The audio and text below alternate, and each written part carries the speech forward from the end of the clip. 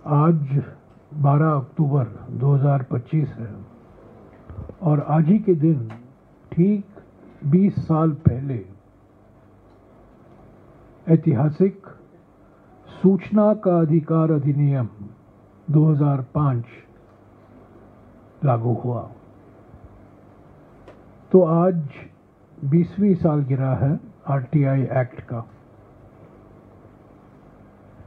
ये एक मेरे विचार में क्रांतिकारी अधिनियम था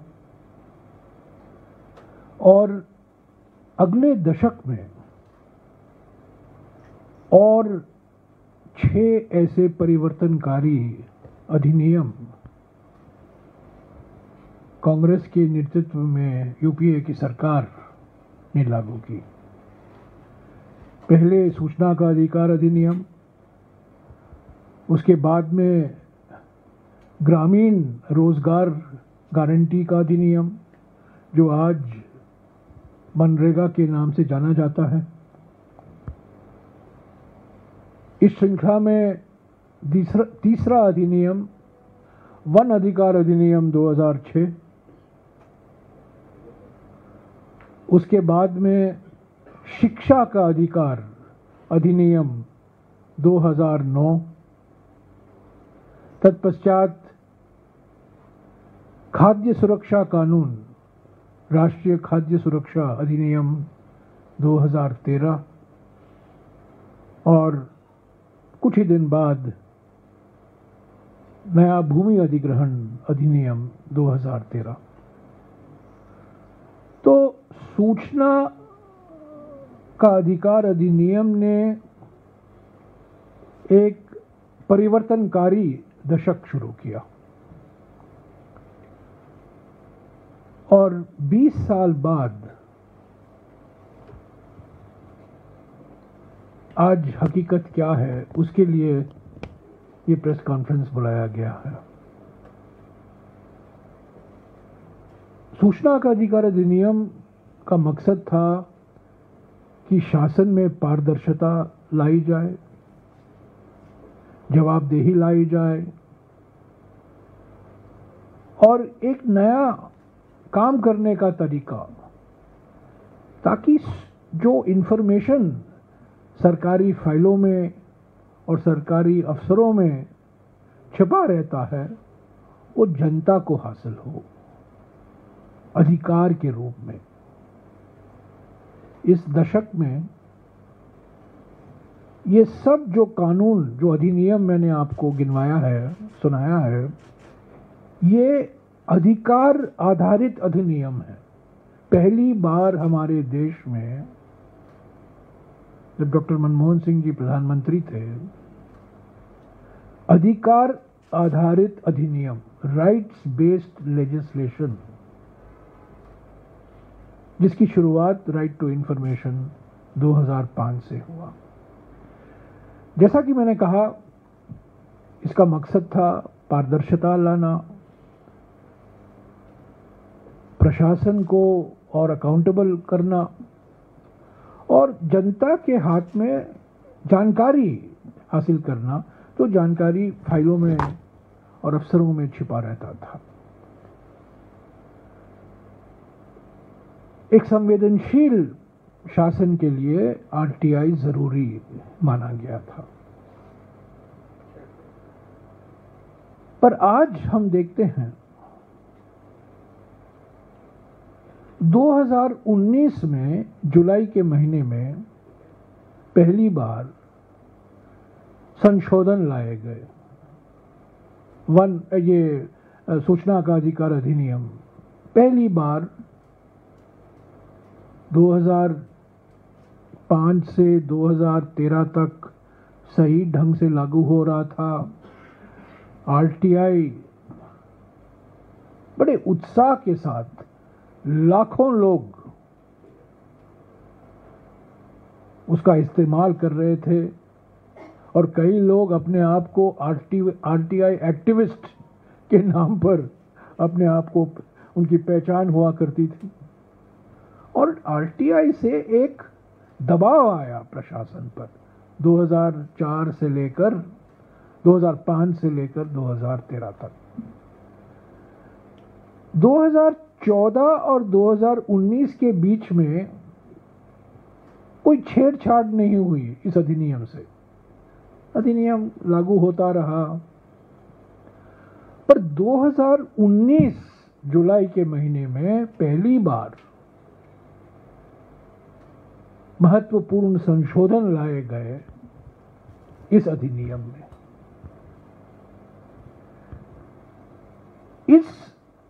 इन संशोधनों का मकसद था कि जो अधिकार दिए गए हैं कानून द्वारा सेंट्रल इंफॉर्मेशन कमीशन को, और जो अधिनियम बनाया गया उसको और कमजोर करें। थोड़ा पहले मैं आपको इतिहास बता दूं कि जब ये मसौदा तैयार किया गया था इस अधिनियम का, एक जमाना भी हुआ करता था हमारे संसद में जब मसौदे या बिल विधेयक स्थायी समिति को भेजा जाते थे, स्टैंडिंग कमेटी को भेजा गया। आजकल वो जमाना गया, पर ये right to information bill standing committee को भेजा गया। स्टैंडिंग कमेटी ने कई महत्वपूर्ण सिफारिशें दी, और आपको आश्चर्य होगा कि मनमोहन सिंह जी की सरकार ने सारे संशोधन जो स्थायी समिति के सिफारिशें थी वो मान ली, और जब कानून पारित हुआ सर्वसम्मति से लोकसभा में और राज्यसभा में, वो बिल जो पारित हुआ, वो जो स्टैंडिंग कमेटी ने संशोधन की मांग की थी, उन संशोधनों के बाद ही वो पारित हुआ। पर 2019 जुलाई में जब संशोधन लाए गए मोदी सरकार द्वारा, जो संशोधन स्थायी कमेटी ने बताई थी उसको नकारा। और मैं आपको बताना चाहता हूं, आश्चर्य की बात है कि उस स्थायी समिति के सदस्य कौन कौन थे। बीजेपी से लोकसभा में प्रोफेसर विजय कुमार मल्होत्रा, बड़े वरिष्ठ नेता, श्रीमती किरण महेश्वरी, श्री हरिन पाठक, गुजरात के एक वरिष्ठ सांसद, और ब्रिजेश पाठक जो आज उत्तर प्रदेश के उप मुख्यमंत्री हैं। ये लोकसभा से इस स्टैंडिंग कमेटी के सदस्य थे। और राज्यसभा में देखिए कौन कौन लोग इस समिति के सदस्य थे। बाल आप्टे, वो बड़े वरिष्ठ बीजेपी के नेता थे। और सबसे महत्वपूर्ण बात, एक और सांसद जो इस समिति के सदस्य थे, सम्मानित रामनाथ कोविंद जी, जो हमारे देश के राष्ट्रपति बने, वो इस स्टैंडिंग कमेटी के सदस्य थे, जिन्होंने उस बिल जब पेश किया गया था मनमोहन सिंह जी की सरकार द्वारा, उस बिल में संशोधन करने की सिफारिश की थी। और 2019 को मोदी सरकार ने रामनाथ कोविंद वाली सदस्य की समिति के संशोधनों को निकाला। तो पहला धक्का आरटीआई को जुलाई 2019 को मिला। क्यों मिला?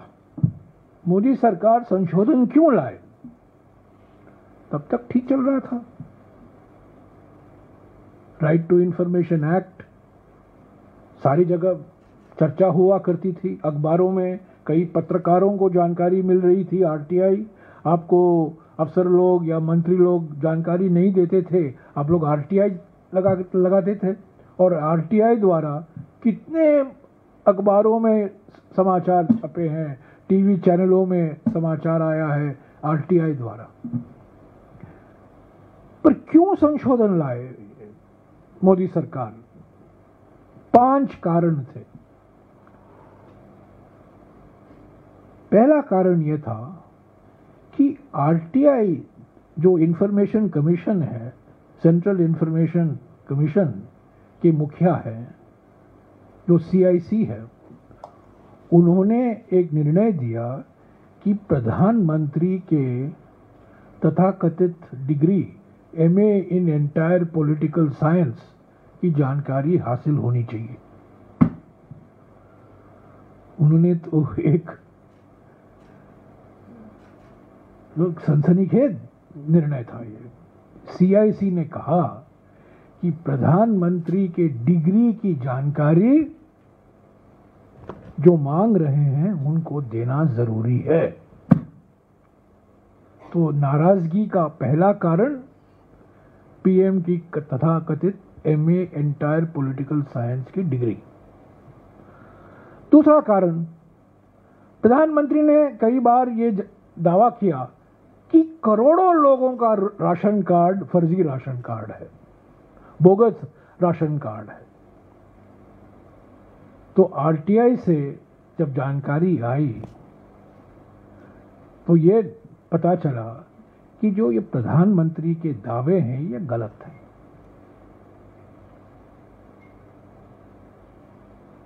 बार बार फर्जी राशन कार्ड की बात कर रहे थे, करोड़ों, 4 करोड़ उन्होंने कहा, पर जब आरटीआई से जानकारी निकली तब पता चला कि प्रधानमंत्री के दावे गलत हैं।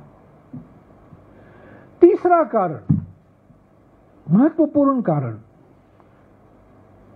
आरटीआई से निकाली गई जानकारी के अनुसार नोटबंदी के 4 घंटे पहले, आपको याद होगा, प्रधानमंत्री ने 8 नवंबर 2016 को देश को संबोधित किया था। नोटबंदी का ऐलान 8 बजे को हुआ था, मित्रों के बाद। 4 घंटे पहले ये आरटीआई द्वारा जानकारी निकाला गया किसी ने कि 4 घंटे पहले रिजर्व बैंक ऑफ इंडिया की जो सेंट्रल कमेटी होती है उसकी बैठक हुई थी, और उस बैठक में ये कहा गया था कि नोटबंदी से काले धन पर कोई असर नहीं होने वाला है, ब्लैक मनी नहीं निकाला जा सकता है डिमोनेटाइजेशन से। और ये जो बार बार प्रधानमंत्री ने दोहराया कि काउंटरफिट नोट यानी कि फर्जी नोट, ये भी समाप्त हो जाएंगे। आरबीआई के सेंट्रल कमेटी में चर्चा हुई थी और ये कहा गया था इस कमेटी के चर्चा के अनुसार कि काले धन और फर्जी नोटों पर नोटबंदी का कोई असर होने वाला नहीं है। ये 4 घंटे पहले। चौथा कारण, किसी ने आरटीआई में एप्लीकेशन डाला और पूछा कि बकायेदारों का सूची दीजिए, जो हमारे सरकारी बैंक हैं, जो एनपीए डिफॉल्टर हैं, जो बकायेदार हैं, उनकी सूची दीजिए। तो जवाब से आया कि यह सूची प्रधानमंत्री कार्यालय में आरबीआई के गवर्नर ने भेज दिया है। 20 सबसे बड़े बकायेदार हैं जिन्होंने कर्जा लिया था और जानबूझकर उन्होंने वो कर्जा वापस नहीं दिया। ये सूची मांगी गई और सीआईसी से ये जानकारी मिली कि ये सूची तब के गवर्नर जो थे रघुराम राजन जी, उन्होंने प्रधानमंत्री कार्यालय को ये सूची सौंपी है। और 5वां कारण, किसी ने ये एप्लीकेशन से जानकारी मांगी कि कितना काला धन वापस आया है। प्रधानमंत्री ने कहा था कि हर एक के खाते में 15 लाख रुपया जाएगा, कितना आया है। और आरटीआई से ये जवाब आया कि कोई काला धन वापस नहीं लाया गया है, किसी के खाते में कोई काले धन से जो पैसा लौट आना था किसी के खाते में नहीं गया है। तो साथियों, ये 5 कारण थे। पीएम के डिग्री, बोगस राशन कार्ड के गलत आंकड़े प्रधानमंत्री द्वारा, नोटबंदी, रिजर्व बैंक की नोटबंदी पर काफी आलोचना कि काले धन और नकली नोटों पर इसका कोई असर होने वाला नहीं है, बकायेदारों की सूची, और 5वां कि कोई काला धन वापस नहीं लौट आया है। ये नाराजगी थी। ये 5 ऐसे और बहुत सारे मिसाल हैं, पर ये महत्वपूर्ण मिसाल है क्योंकि ये सीधे प्रधानमंत्री के दरवाजे पर जाके रुकता है। और यही कारण था कि जुलाई के 2019 को ये संशोधन लाए गए और जो ये आरटीआई कानून है जो गेजेट में छपा था, इस आरटीआई अधिनियम में काफी महत्वपूर्ण संशोधन लाए गए। 17 दिसंबर 2019 को मैंने खुद सुप्रीम कोर्ट में चुनौती दी। मैंने पिटीशन फाइल किया। अफसोस की बात है कि करीब 6 साल हो गए हैं, आज भी ये मामला सुप्रीम कोर्ट में लंबित है। इतना महत्वपूर्ण मामला, करोड़ों भारतवासियों से जुड़ा हुआ यह मामला, पारदर्शिता और जवाबदेही से जुड़ा हुआ मामला, 6 साल हो गए हैं, मेरा पिटीशन अभी भी सुप्रीम कोर्ट में लंबित है।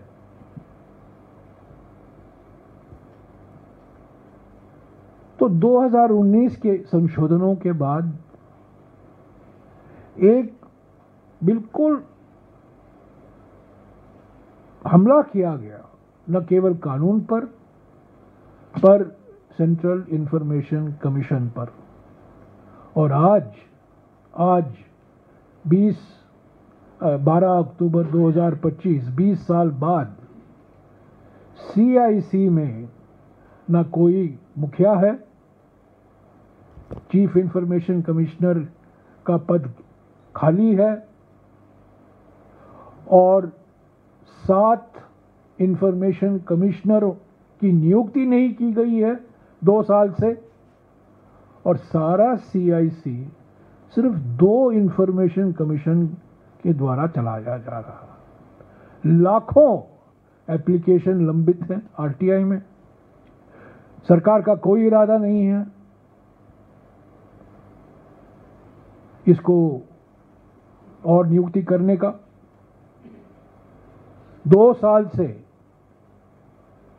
7 ऐसे इंफॉर्मेशन कमिश्नरों की पद भरे नहीं गए हैं और पिछले 11 साल में 7 ऐसे समय आए हैं जहां चीफ इंफॉर्मेशन कमिश्नर भी नहीं है। और आज जब 20वां सालगिरह मनाया जा रहा है, चीफ इंफॉर्मेशन कमिश्नर नहीं है।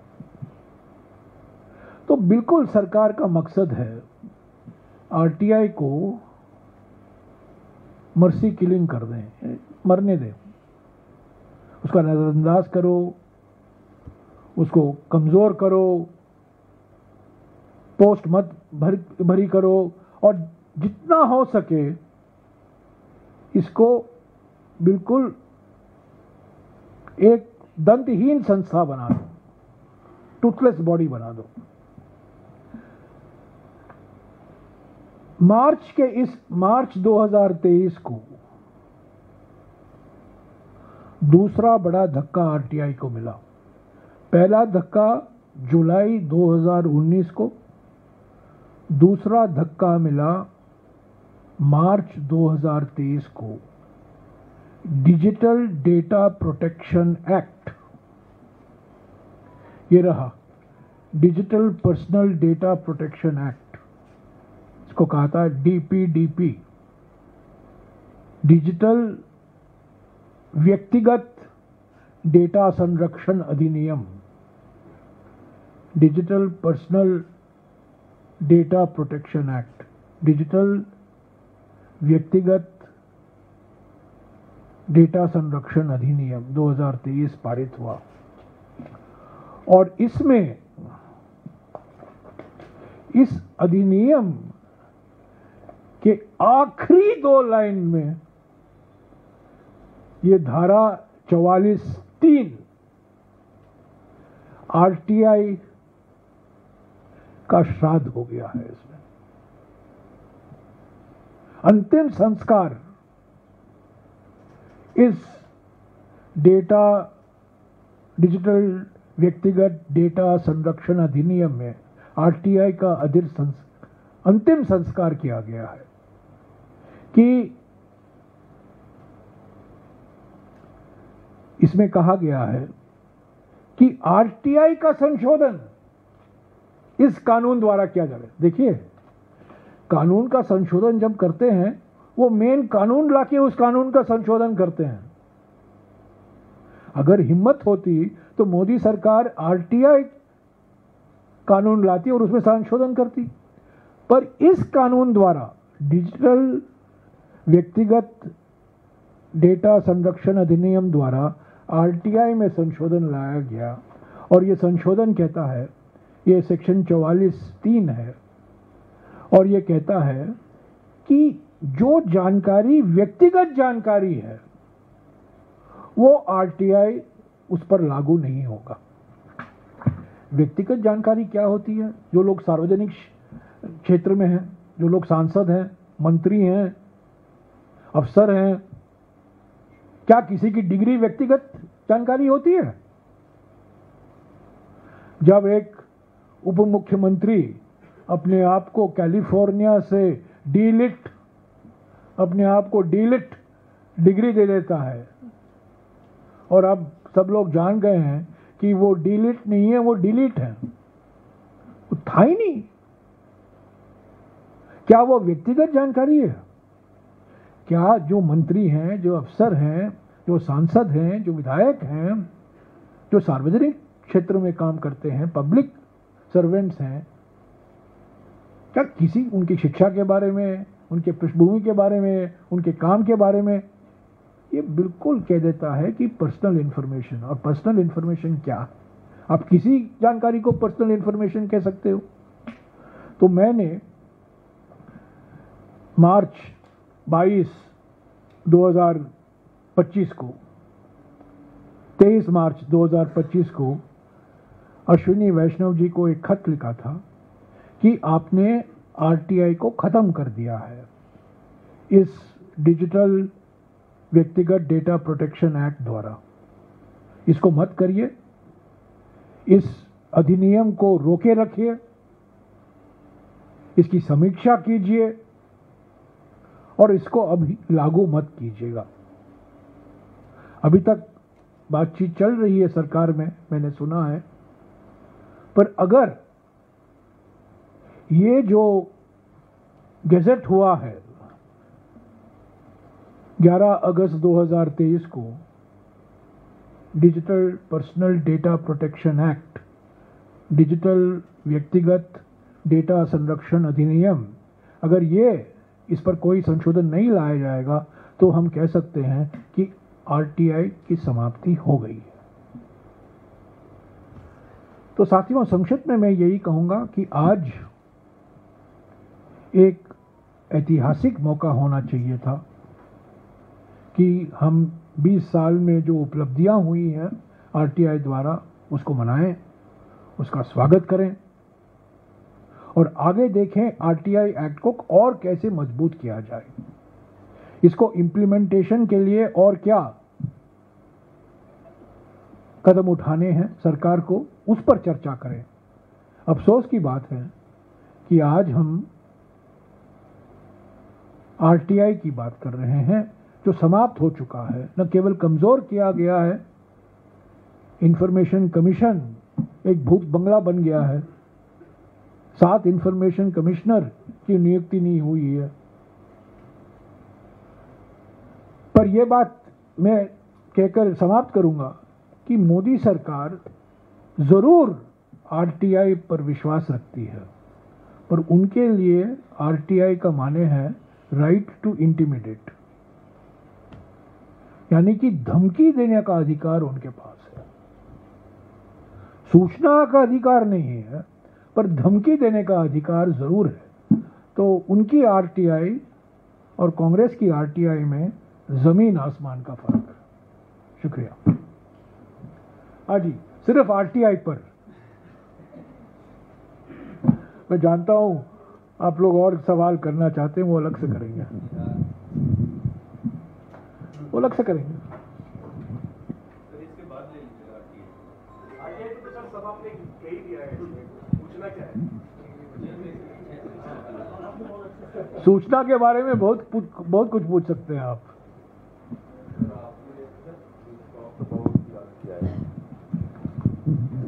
You spelled out, exactly a number of reasons, why this government has weakened the RTI Act. I would like to ask two things. How would you describe the current situation? Maybe you can elaborate a little bit on the governance part, after the amendments brought in the RTI. And secondly, you're saying that for 6 years, your petition challenging the act is pending before the Supreme Court. So what could be the reasons for such a delay, and have you moved the Supreme Court, for early hearing? देखिए, मेरा petition 17 दिसंबर 2019 को मैंने file किया था। Supreme court ने उस petition को लेकर केंद्र सरकार को नोटिस इशू की थी। सुप्रीम कोर्ट ने पहला नोटिस इशू किया था, और वो नोटिस इशू किया गया था 31 जनवरी 2020 को। उसके बाद कुछ नहीं हुआ है। अंतिम सुनवाई होनी है, अंतिम निर्णय आना है। नोटिस सुप्रीम कोर्ट द्वारा इशू किया गया था 31 जनवरी 2020 को। पहला कदम तो लग चुका है, पर मेरा कहने का मतलब है कि 6 साल हो गए, मामला लंबित है। हाँ या ना कहिए,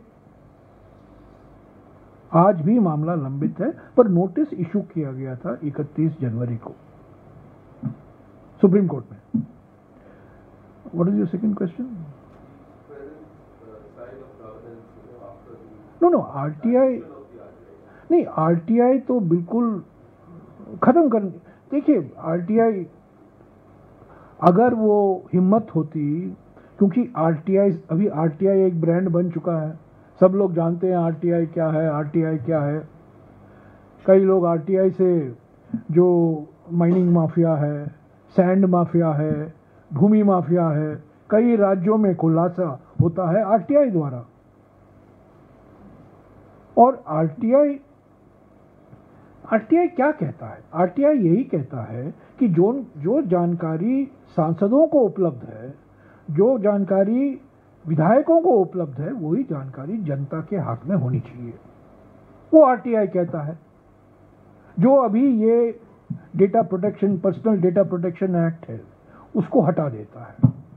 हमारी आपत्ति यही है ना कि आरटीआई ने कहा कि जो जानकारी पार्लियामेंट में दिया जाता है, असेंबली विधानसभा में दिया जाता है, विधान परिषद में दिया जाता है, वही जानकारी जनता को भी हासिल होनी चाहिए। उसमें क्या आपत्ति होनी चाहिए?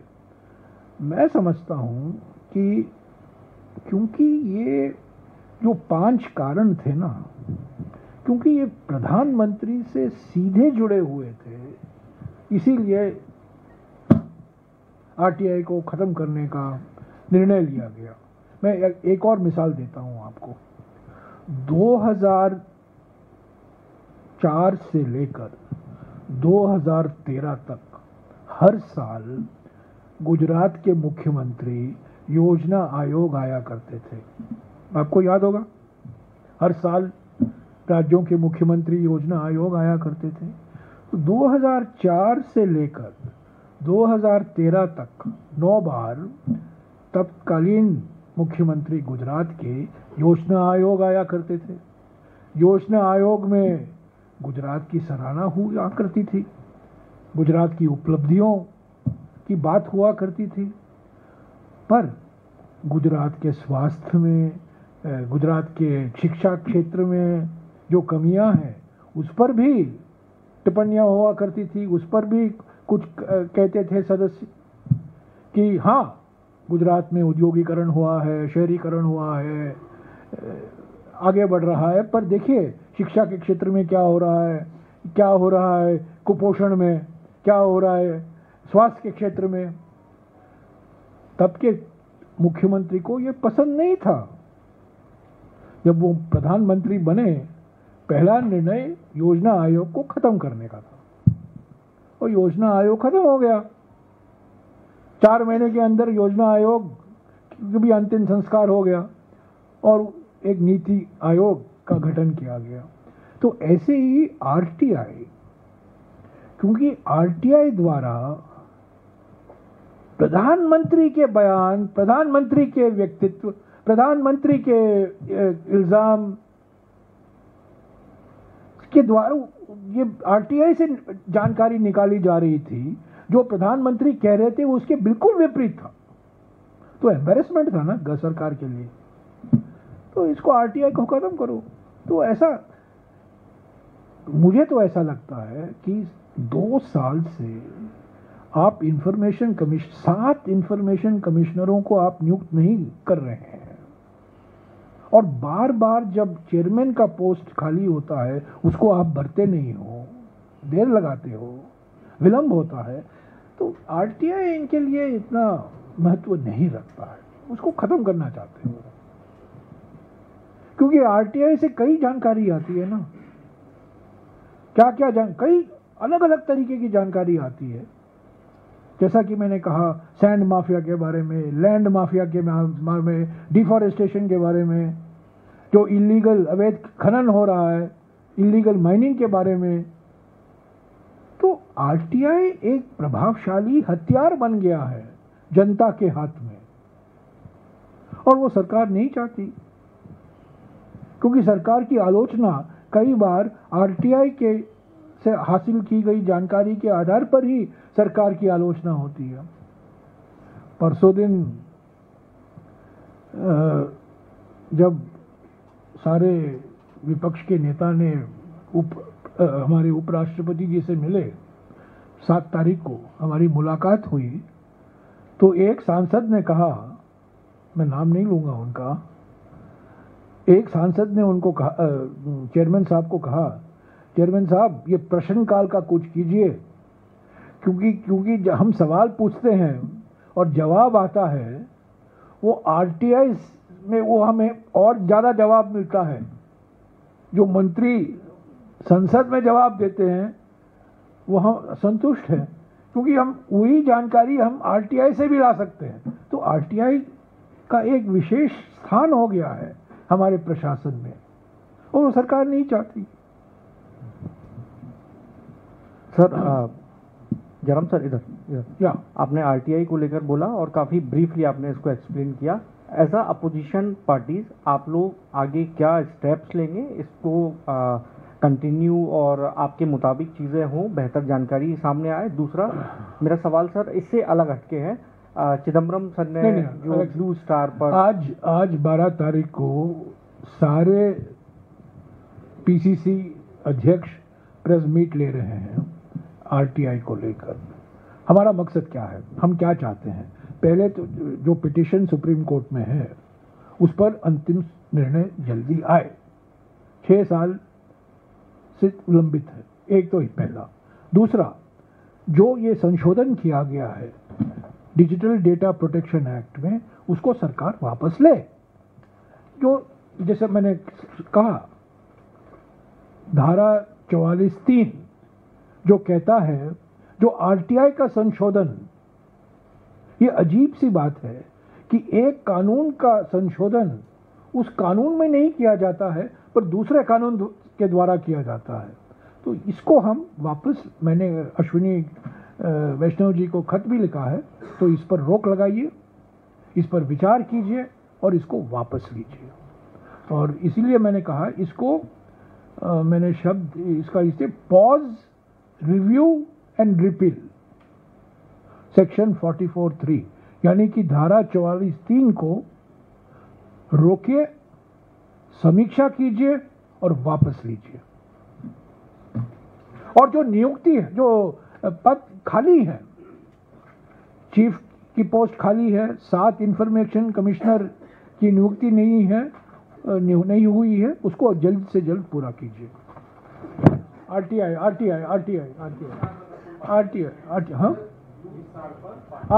आरटीआई वो आरटीआई लगाइए, आरटीआई साहब। Mr. P. Chidambaram, your party colleague. Sir, वो here आप घुमा फिरा कर आरटीआई पर, आरटीआई हाँ? No, my application was filed on the 17th of December 2019. Okay? The Supreme Court issued a notice to the central government on the 31st of January 2020. The matter is still pending in the Supreme Court. We want the matter to be settled quickly in the Supreme Court. Number one.